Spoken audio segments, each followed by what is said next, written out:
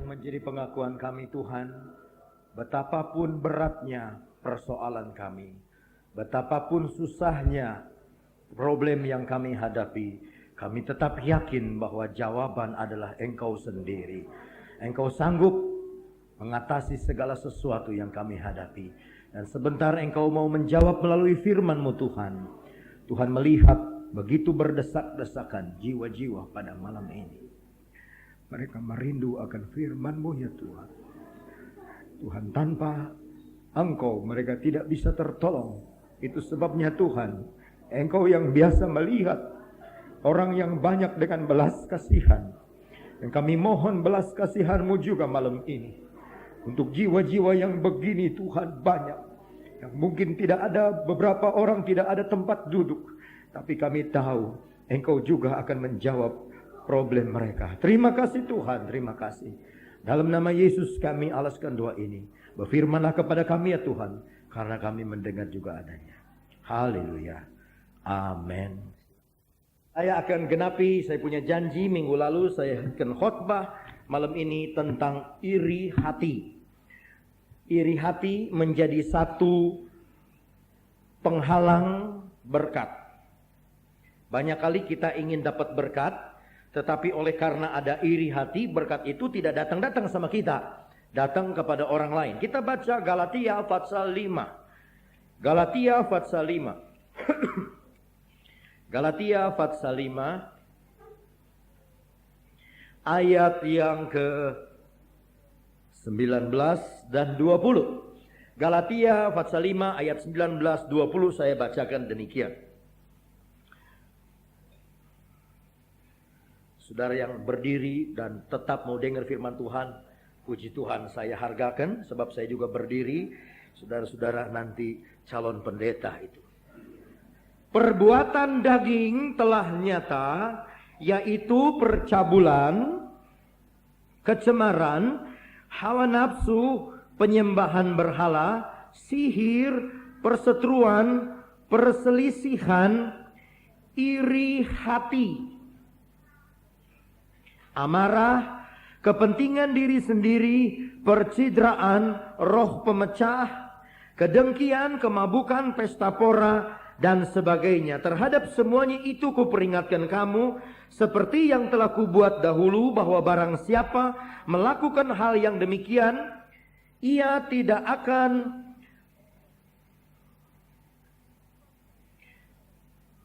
dapat bagian dalam kerajaan Allah. Iri hati tidak bisa masuk sorga. Bukan hanya tidak bisa masuk sorga, orang yang iri hati tidak bisa dapat berkat. Beratnya kita itu kita gampang turut berduka cita, tapi kita sukar untuk turut bersuka cita. Iri hati ini pernah ada di dalam hati satu raja, satu pendeta, satu orang biasa. Iri hati ini banyak melanda anak-anak Tuhan. Iri hati. Di dalam bahasa Greka, iri hati ini dipakai kata zelos. Z-E-L-O-S. Saya tidak tahu apakah mungkin dari kata zelos ini datang kata jelus. Iri hati. Dan kata zelos berarti iri terhadap seseorang dalam perbuatan yang negatif. Kalau begini saudara-saudaraku, ada ambisi yang suci. Wah, orang itu diberkati Tuhan, orang itu dipakai Tuhan. Saya pun ingin diberkati Tuhan, saya pun ingin dipakai Tuhan. Lalu saudara lebih rajin berdoa, lebih rajin baca firman Allah, dan minta kepada Tuhan. Tuhan, kalau orang lain ditolong saya juga. Tak tersembunyi kuasa Allah, kalau lain ditolong saya juga. Tangannya terbuka menunggulah, tak tersembunyi kuasa Allah. Itu hal yang positif. Saudara ingin diberkati seperti orang itu. Dengan hati yang baik, dengan hati yang positif. Lalu saudara-saudaraku berdoa seperti menuruti orang itu. Saudara-saudaraku membaca firman Allah, turut orang itu hal yang baik. Tetapi ada orang yang tidak baik, yang negatif. Dia iri kepada seseorang dengan ambisi yang tidak baik. Lalu mulai bicara yang tidak baik dari hal orang itu. Mulai bibir mulut orang Kristennya jadi keriting. Temonyong-monyong, tebembeng-bembeng, ke kiri ke kanan, ke atas ke bawah. Ya, kalau bakmi keriting enak sekali. Rambut keriting indah sekali, tapi kalau mulut sudah keriting, saudara-saudaraku. Ini istilah ada banyak kena di anak-anak Tuhan. Nggak boleh lihat orang lain diberkati, nggak boleh lihat orang lain sukses. T.L. Osborne, pendeta yang akan berkhotbah di Sydney dan Brisbane pada bulan depan, bulan November, dia berkata begini, jikalau engkau sudah dipakai Allah, jikalau engkau berhasil di dalam pekerjaan Tuhan, siap, sebab tidak lama lagi akan ada gerombolan orang-orang yang akan iri hati kepadamu. Mereka orang rohani, mereka orang yang sudah tahu kebenaran, tetapi mereka akan iri hati. Akan ada iri hati. Akan ada iri hati. Kalau saudara lagi susah,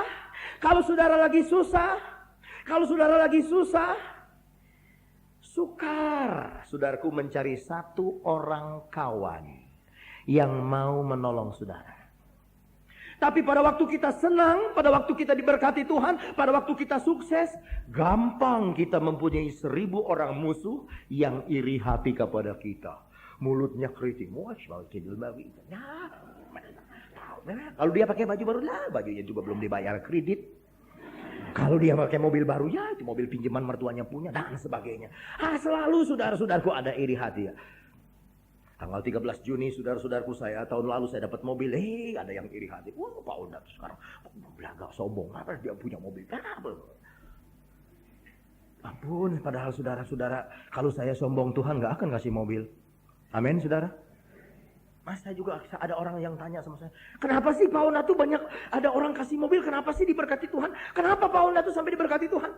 Saya bilang, ya saya juga gak tahu kenapa. Haleluya. Selalu akan ada orang yang iri hati. Saya akan buktikan di dalam firman Allah bahwa iri hati ini sangat berbahaya. Iri hati ini sangat berbahaya. Zelos. Iri hati kepada seseorang dari hal yang negatif. Kita baca Kejadian 4. Kejadian 4. Haleluya. Kejadian 4. Ayat 3. Setelah beberapa waktu lamanya, maka Kain mempersembahkan sebagian dari hasil tanah itu kepada Tuhan sebagai korban persembahan. Habel juga mempersembahkan korban persembahan dari anak sulung kambing dombanya, yakni lemak-lemaknya. Maka Tuhan mengindahkan Habel dan korban persembahannya, tetapi Kain dan korban persembahannya tidak diindahkannya. Lalu hati Kain menjadi sangat panas dan mukanya muram. Firman Tuhan kepada Kain, mengapa hatimu panas dan mukamu muram? Apakah mukamu tidak akan berseri jika engkau berbuat baik? Tetapi jika engkau tidak berbuat baik, dosa sudah mengintip di depan pintu, ia sangat menggoda engkau, tetapi engkau harus berkuasa atasnya. Zelos juga berarti hati orang yang iri itu mendidih. Tapi untuk yang tidak baik. Mendidih sebab apa? Dia iri hati. Adiknya dia korbankan persembahan, diterima Tuhan. Dia korbankan persembahan, tidak diterima Tuhan. Dia lihat adiknya sedang berdoa, asapnya naik membumbung ke langit, diterima Tuhan. Dia mulai iri hati. Dia mulai panas. Dan dia mulai, saudara-saudaraku, muram. Hatinya sangat panas. Kata hatinya sangat panas ini berarti juga mendidih. Iri hati, marah, panas.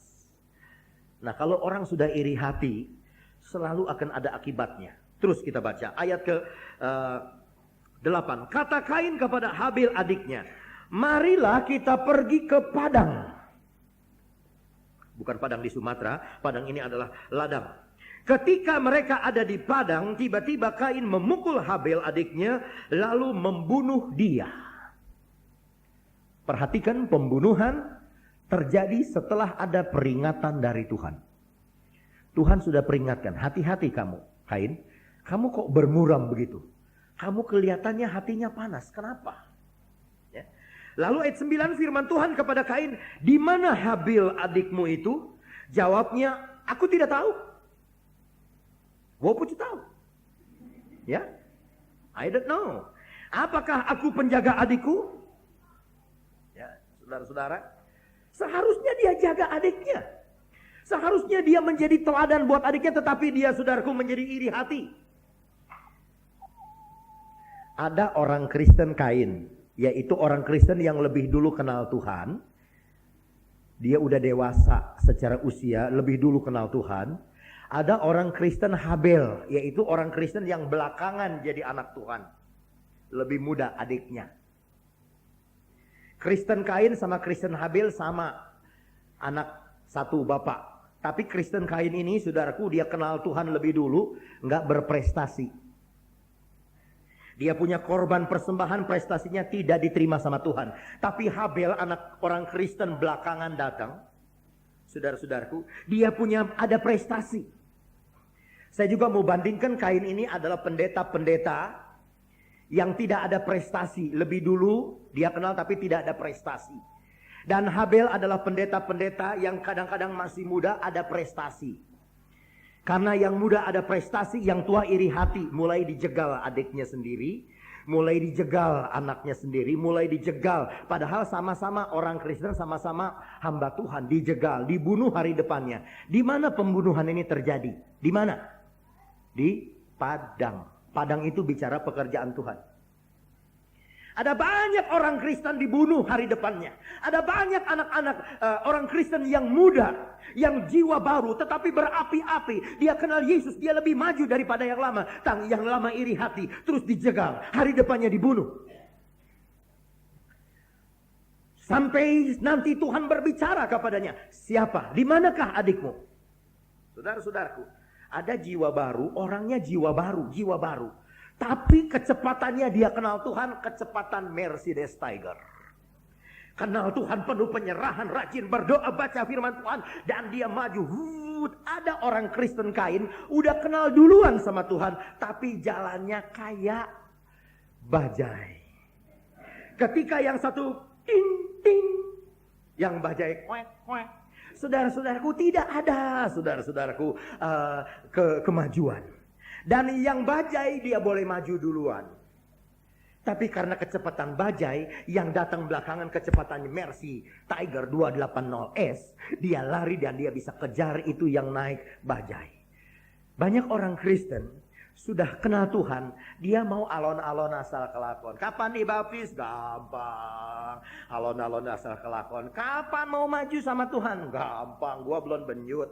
Kapan mau maju sama Tuhan? Gampang, percobaan belum apa-apa. Kapan mau bertobat sama Tuhan? Gampang, nanti. Tunggu aja, tunggu. Nanti kalau saudara beli jagung bakar di puncak, ya, cepat kalau udah dibakar, sudah sedikit-sedikit gosong, udah tarik. Udah Pak, makan, enak. Jangan seperti saya pengalaman. Pak, udah Pak. Nanti, Neng, nanti. Ya kipas. Udah Pak, nanti sekedap deui, segedeng deui, nanti sekedap deui, sebentar lagi. Akhirnya gosong, saudara-saudaraku. Nanti gosong. Dan pembunuhan ini terjadi, pembunuhan pertama di dunia. Ada satu teka-teki yang berkata, peperangan di manakah di dunia ini yang 1/4 penduduk dunia mati? Ini perang waktu Kain membunuh Habil. Penduduk dunia baru 4 orang. Habil dibunuh, dia 1/4 dunia. Penduduk dunia mati. Dan pembunuhan pertama yang membunuh 1/4 penduduk dunia dihasilkan karena iri hati, dengki. Oleh karena satu orang diterima doanya sama Tuhan, satu orang tidak. Kita baca terus ayat 10. Firman-Nya, apakah yang telah kau berbuat ini? Darah adikmu itu berteriak kepadaku dari tanah. Aneh ya, orang yang membunuh orang itu biasanya ketangkepnya cepat. Kalau nggak ketangkep, saudaraku, dia kayak dikejar-kejar. Darah seseorang itu dia menjerit, nyawa itu menjerit, berbicara. Maka sekarang terkutuklah engkau, terbuang jauh dari tanah yang mengangakkan mulutnya untuk menerima darah adikmu itu dari tanganmu. Apabila engkau mengusahakan tanah, maka tanah itu tidak akan memberikan hasil sepenuhnya lagi kepadamu.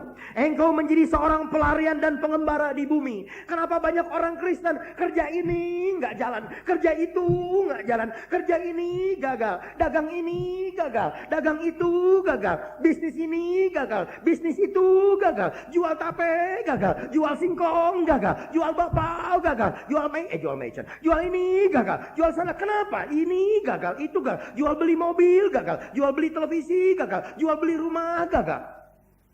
Sebab iri hati. Sebab iri hati. Sebab iri hati. Sebab iri hati. Iri hati kepada keberhasilan orang lain. Iri hati kepada kesuksesan orang lain. Iri hati kepada seseorang punya keberhasilan. Iri hati, dan karena dia iri hati, dia pelihara terus iri hati itu. Saudaraku, apa kata Tuhan? Engkau terkutuk. Engkau terkutuk. Engkau tidak akan diberkati di sini. Engkau tidak akan diberkati di sana. Terus ayat 13. Kata Kain kepada Tuhan, hukumanku itu lebih besar daripada yang dapat kutangguh. Tuh. Kalau udah berbuat, hukuman pengen ringan. Ya kan? Kalau sudah berbuat, hukuman pengen ringan. Pengen ringan. Jangan saudaraku berbuat. Kadang-kadang kita gitu. Kalau kita udah berbuat dosa, berbuat salah, dalam kaca kita, dalam cermin kita, perbuatan kita itu ringan. Dan kalau kita dapat hukuman dari Tuhan, aduh hukuman ini terlalu berat, gak sesuai. Ayat 14, engkau menghalau aku sekarang dari tanah ini, dan aku akan tersembunyi dari hadapanmu, seorang pelarian dan pengembara di bumi, maka barang siapa yang akan bertemu dengan aku, tentulah akan membunuh aku. Dia belum punya anak, belum ada keturunan banyak, tapi dia sudah tahu, siapa menanam akan menuai. Terus kita baca, firman Tuhan kepadanya, ini karena kemurahan Tuhan, sekali-kali tidak. Barang siapa yang membunuh Kain akan dibalaskan kepadanya 7 kali lipat. Kemudian Tuhan menaruh tanda pada Kain supaya ia jangan dibunuh oleh barang siapapun yang bertemu dengan dia. Lalu Kain pergi dari hadapan Tuhan dan ia menetap di tanah Nod di sebelah timur Eden. Aneh, udah diampuni sama Tuhan. Ayat 16, Kain melarikan diri dari hadirat Tuhan. Ada nyanyian begini bunyinya. Hadiratmu penuh sukacita, hadiratmu penuh sukacita, hadiratmu penuh sukacita, dan pada kananmu kesedapan selalu. Daud berkata, hadiratmu Tuhan penuh sukacita. Satu kali Musa disuruh sama Tuhan berangkat. Berangkat kamu, dan engkau akan jadi bangsa yang besar, dan engkau akan menjadi pemimpin yang besar, tapi aku tidak mau ikut dengan engkau. Musa bilang apa? Tuhan, saya tidak mau jalan kemana-mana tanpa engkau beserta. Saya tidak mau pergi kemana-mana tanpa engkau. Sebab hadiratmu itu yang aku perlukan. Daud pernah berdosa. Ketika dia berdosa, hadirat Allah tidak ada sama dia. Hadirat Allah dicabut, itu sebabnya dia berkata, Tuhan, kembalikanlah hadiratmu. Kembalikan kesukaan selamat. Hadirat Allah itu penting. Tapi Kain, dia menjauhkan diri dari hadirat Tuhan. Apa yang terjadi? Dia menjauhkan diri dari Tuhan. Lalu menetap di Nod. N-O-D. Nod. Nod itu artinya floating. Ngambang. Ada banyak Kristen kayu gabus. Ngambang. Ikut aliran air terus. Ada seminar sana, ikut. Itu seminar sesat juga, nggak tahu apa-apa, ikut aja. Satu pemuda hari Minggu datang ke saya. Satu pemuda pagi-pagi. Dia dari Bandung. Om, kemarin saya juga didoakan. Ini bukan orang Cianjur. Kemarin saya didoakan di Bandung. Didoakan di gini-gini katanya. Lalu kamu bagaimana? Ya saya nggak tahu asalnya. Kenapa dia gini-gini. Lama-lama tambah keras. Lalu kamu bagaimana? Ah udah aja ikut jatuh sama yang lain. Jadi kamu jadi jatuhkan sama pendeta itu? Iya. Ikut aja jatuh. Floating, ngambang. Nggak punya pendirian. Ya. Floating, ngambang. Ada satu keluarga juga hari Minggu sore datang. Roy Martin bersaksi, Minggu sore ini keluarga datang suami istri. Dan dia bicara juga sama saya. Waduh, saya pernah dibawa ke satu keluarga katanya. Didoakan bahwa saya mesti dilepaskan. Harus ngaku, daftar harus diisi. Ngelepaskan ini, ngelepaskan itu, ngelepas ini. Tapi ini ibu, walaupun dia banyak kekurangan, dia punya pendirian. Dia tidak percaya.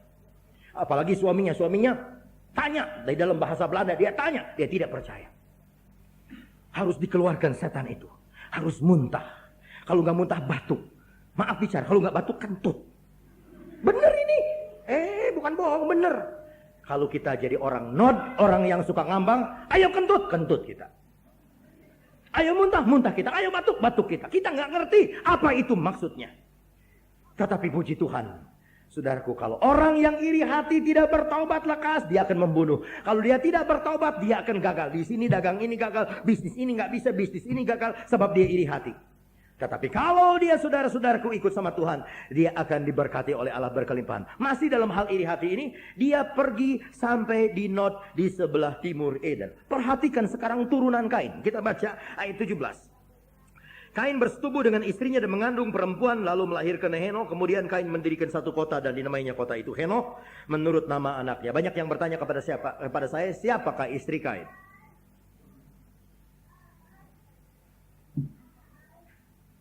Tentu saudaranya sendiri. Ayat 17b, dia bikin kota atas nama anaknya. Henokh, dia bikin kota atas nama anaknya. Berapa banyak keluarga-keluarga Kristen ngomong begini. Saya sih kerja berat gini, banting tulang buat anak. Saya sih begini buat apa capek? Buat anak kita, siapa lagi? Salah. Kita mesti bekerja, berbakti, berbuat bisnis untuk Tuhan. Amin, saudara. Untuk Tuhan. Untuk Tuhan. Kita leskan anak piano, main piano dia. Udah saya leskan anak saya main piano itu supaya dia bisa menjadi juara 1 di Tokyo. Salah.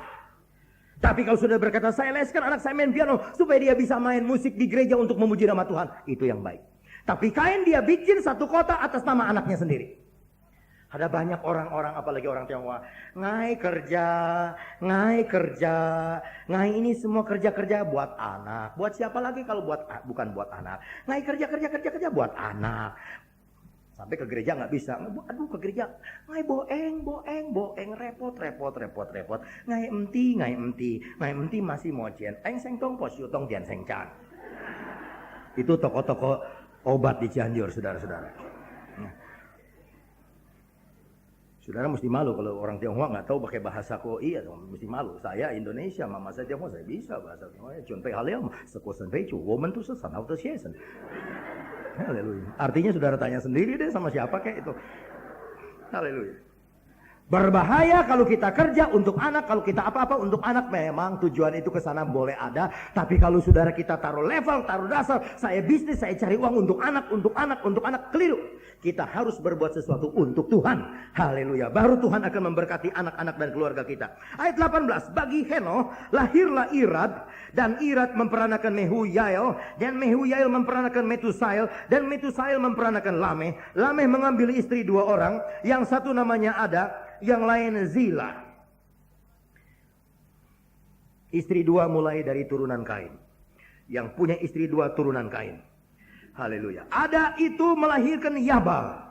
Dialah yang menjadi bapa orang yang diam dalam kemah dan memelihara ternak. Peternak pertama. Pembuat saudaraku real estate pertama adalah turunan Kain. Tidak salah saudara real estate, tapi bayangkan, bandingkan ini turunan Kain. Kita baca terus. Haleluya. Nama adiknya ialah Yubal, dialah yang menjadi bapak semua orang yang memainkan kecapi dan suling. Pemusik pertama adalah turunan Kain. Bayangkan sekarang dengan musik-musik sekarang yang begitu mengerikan. Ada pengaruh Kain. Mulainya dari mana? Iri hati itu. Saya tidak akan bicara terlalu dalam di sana. Zila juga melahirkan anak, yakni Tubal Kain, bapak semua tukang tembaga dan tukang besi. persenjataan pertama, alat untuk membunuh orang pertama dibikin oleh anak Kain. Keturunan Kain. Sekarang bertambah besar dimensinya. Tapi saudara-saudara lihat. Mulai dari mana? Iri hati. Iri hati. Lihat orang diberkati nggak tahan. Lihat orang diberkati nggak tahan. Iri hati sama siapa? Sama adik. Sama adik sendiri. Sama siapa? Jiwa baru. Sama siapa? Sama pendeta baru. Pendeta muda. Dipakai Tuhan, iri hati. Hati-hati. Hati-hati. Ya, ini membawa kita kepada satu cerita di dalam 1 Samuel 17. 1 Samuel 17. 1 Samuel 17.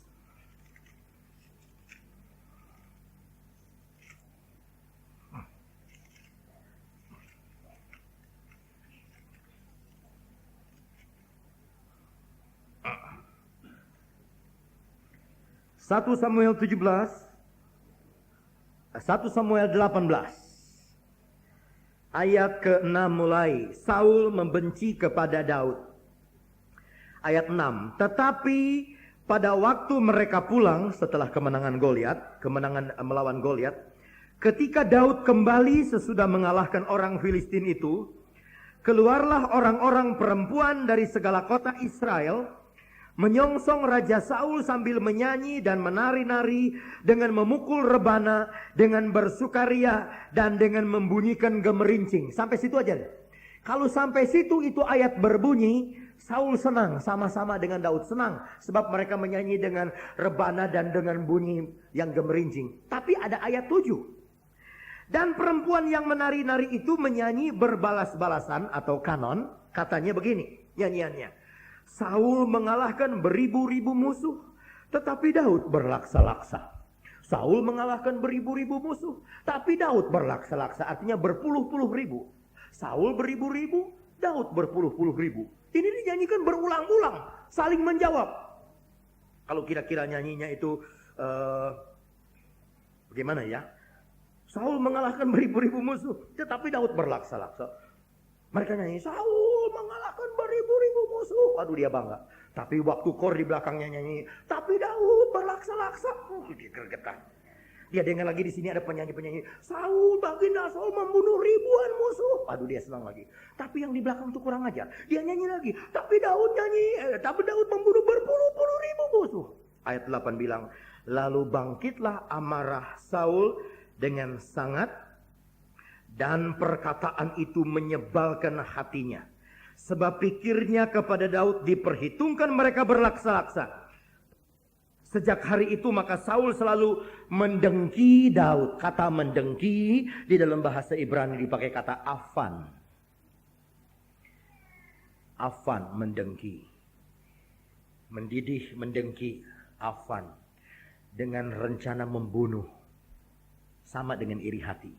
Afan, dengki. Apa katanya ayat tadi?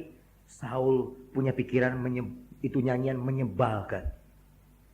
Jadi orang yang suka sebel-sebel itu dari dulu sudah ada. Ya. Banyak orang ibu-ibu apalagi, aduh gua lihat dia punya kelakuan sebel gua. Umpamanya ya, ada ibu-ibu suka begitu. Dan kira-kira Saul bilang begini. Gua lihat tuh tengik tuh si Daud. Laga-laganya si Daud tuh masih 16-17 tahun. Dia itu terlalu muda. Kalau gua akan nyanyi kayak itu perempuan-perempuan. Hidup Daud, apa-apaan bisa-bisa kayak Yani Hagler. Ronde pertama udah dia knock out. Jangan ingin-inginkan anak muda, terlalu muda Daud. Terlalu muda, 16 tahun, 17 tahun. Tapi dalam hatinya dia pegang. Dengki, sejak apa? Sejak nyanyian itu. Banyak pendeta khotbah Daud dan Goliat. Film-film dibuat Daud melawan Goliat. Tapi saya mau katakan, Goliat satu hari habis, mati, hilang, lenyap. Tapi Saul bertahun-tahun jadi duri dalam hidupnya Daud. Saul bertahun-tahun mau membunuh Daud. Saul bertahun-tahun mau menghancurkan Daud. Sebab apa? Dengki dan iri hati. Anaknya Yonatan baikkan sama Daud. Hopeng siang ho. Tetapi ya saudaraku, bapaknya mau membunuh. Satu ironis saudaraku. Karena apa? Dengki. Karena apa? Dengki. Daud itu orang kampung, orang Bethlehem. Mau ngapain ke Yerusalem sini? Yerusalem ini kota besar saya punya, kata Saul. Mau apa dia dari Bethlehem itu? Kamu lebih baik di Bethlehem. Ngangon kambing aja, ngangon domba, Daud. Pada waktu saya masih 19 tahun saya kerja buat Tuhan. Masuk di sekolah Alkitab. Ada pendeta goyang-goyang kepala. Terlalu mudah awan datu. Nama saya Yohanes dulu. Nama kecil Yoyo. Yoyo terlalu mudah. Yoyo itu di Indonesia, kalau luar negeri John. Yoyo terlalu mudah. Yohanes terlalu mudah. Tahun 69 keluar saudaraku, mulai tahun 70 praktek. Saya praktek di satu pendeta, yaitu papa saya sendiri.